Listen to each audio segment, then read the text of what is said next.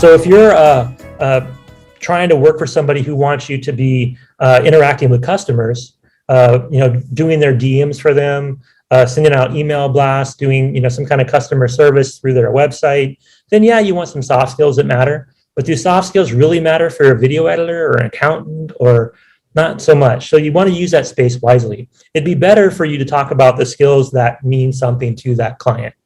And if you have to have multiple resumes, that's okay. It's actually not a bad thing to make multiple versions of resume, each resume being more specific for certain types of jobs, so that you don't have one resume that fits all. That's a big mistake I see. People go on online jobs PH, or they go on Indeed, or they go on Facebook jobs, and they just cut and paste canned messages into like the fields. And then I get these canned messages and I'm like, why does this sound like it's a canned message? And by canned message, I mean, they cut and paste it into every job they apply for. It's not specific. It's not tailored to what I need. And it took them a matter of seconds to open my job post, throw in a couple of answers and hit submit. Do I really want that person on my business? Do I want somebody whose only real job they're looking for is a job that pays them, not a job that fulfills them, not a job they're going to add value to, not a job they're going to wow their boss on a regular basis, but a job they just want to get a paycheck? That's the kind of people that do this cut and paste stuff, and it's a big turnoff. If you're looking to work for somebody who is a small business owner who runs a real estate agency, or somebody who's got an e-commerce company, they've got a small team, they're going to look at your resume. They're not going to put it through a system. So I wouldn't, not do a resume in color because of that.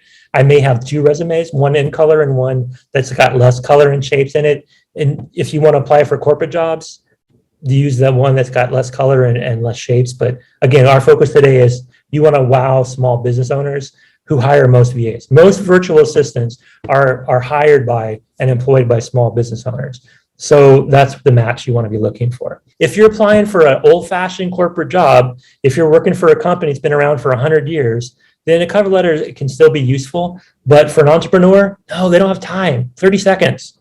You have 30 seconds max to get their attention. If they have to read a cover letter, they're not going to even get open your resume. So no, a cover letter is a no for entrepreneurs. Next thing I'll talk about is really a couple summary points. So remember to bury non-relevant stuff. Like we just saw in the resume where she had really non-relevant work experience going back over 10 years. Use keywords from the job post. So when you're making a resume that's specific to a job you're applying for, if you really want that job, if it sounds perfect to you, take the time to tweak your resume to use keywords in that resume.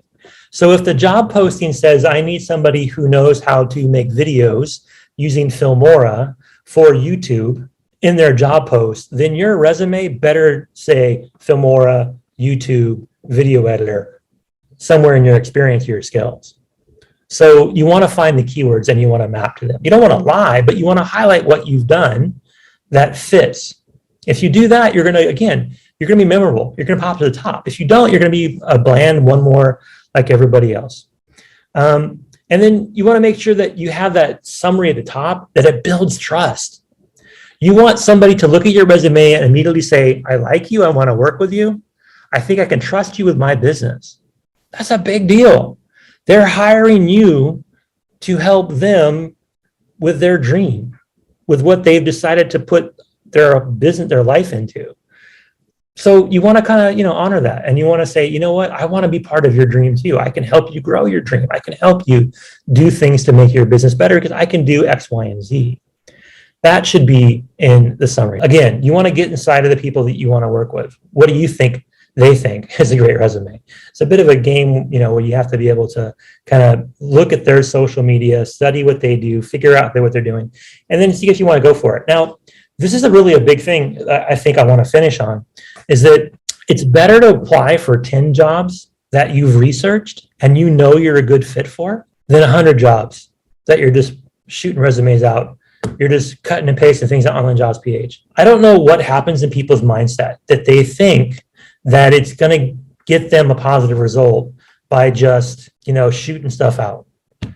They feel desperate, they're busy, they're lazy, they don't care. I don't know what it is. But as a business owner, when I see somebody that gives me crap, I'm not going to hire them for their business. I want somebody who's taken the time to learn about my business, to understand my needs, and to have empathy for what I need. And if I see that person, then I'm going to want to interview them, and I'm going to probably end up hiring them. And a resume is key in that first part of that process. The resume gets a foot in the door. Without a good resume, you're swimming upstream. So that's really my talk for today. Last thing I want to say, if you want to work with a corporation, especially a corporation that's more old-fashioned, a corporation that's been around forever, a corporation that does mass hiring, a cover letter can't hurt. I think responsibilities matter more than accomplishments, because people, again, this is like, you flip it on its head. When you're a corporation, when you're a big hiring manager, when you're doing a lot of mass hiring, you look at how people are gonna fit into the team, be part of the business.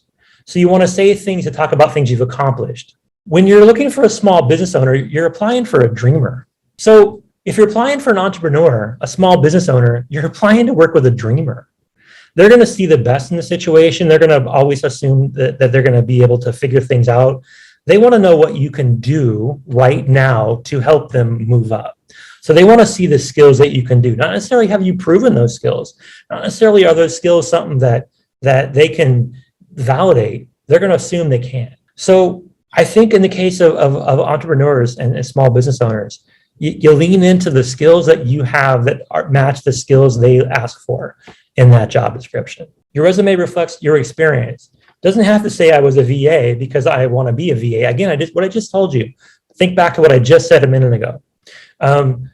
Business owners that are small business owners that are entrepreneurs, they're dreamers. They're going to see the best. So whatever you put in your resume, if it's hits what they're looking for, if it's optimistic, if it gives them a sense you're going to help them, then they're going to want to talk to you. So you don't have to have experience to do that. Now, some people will require experienced VA. Most won't, because most haven't worked with a VA before. Most business owners haven't worked with a VA before. Maybe they dabbled with Fiverr. Maybe they tried a VA once before. But most of them are going to come to you and you're going to be their first VA. So if you have a lot of experience, it benefits them, but they don't know what they don't know. So they're not going to necessarily count it against you if you don't have experience as a VA. But you have experience. We've all worked in some way. We finished a school. We volunteer at our church. We take care of our nieces and nephews. Whatever it is, there's some relatable skills that you can focus on. Again, what have you done that you think can benefit them in a way that you can highlight the skills that they need? A resume doesn't land you a job. A cover letter and a resume could help you land a job with a job. When I say job, I mean corporate job, 9 to 5, 40 hours a week.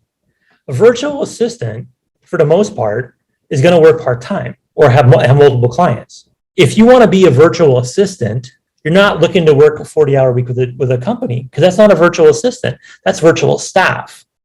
There's a big difference. Virtual assistants are assistants to the owner of the business. Virtual staff are one of dozens, hundreds, thousands of virtual staff. All right, that's my talk for today. I hope it helped. Feel free to follow us, Sonic VA, SONICVA. You can find us on Facebook. You can go to our website.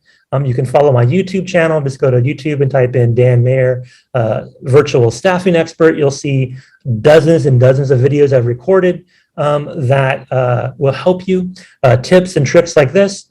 This video will end up on YouTube in a couple weeks. I'll probably split it into 2 parts and have it up there as well. I want to thank you all for your time. Giselle, thank you as well. Thank you, RC. I appreciate you guys. Alma, yes, thank you very much for everyone for being here. I'm going to end the call now. I want to thank Jen, my partner, who was able to help facilitate this. And I want each of you to get out there now and have an amazing day.